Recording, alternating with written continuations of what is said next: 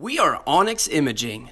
We are the highest rated and most reviewed printer service center in Oklahoma.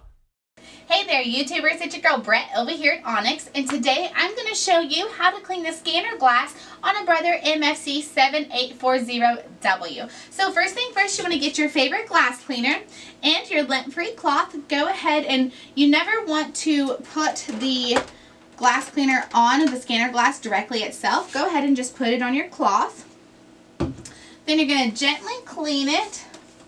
Sometimes you will see maybe some white marks from your whiteout or even pen marks. Go ahead and do it more than once if you're still seeing it after the first time you clean. If you're seeing more quality issues when you are using the top part of your scanner, what you're going to want to do is go ahead and clean this little strip of glass here. That is the scanner for the ADF. If you've cleaned your scanner and you're still seeing quality issues when you're scanning, go ahead and give us a call. You may need to put your printer in for a service. If you needed supplies or quotes, give your girl Brett a call and have a great day. Thank you for watching.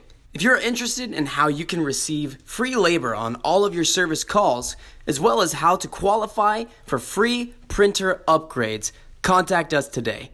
We are here for all of your printer and office supply needs.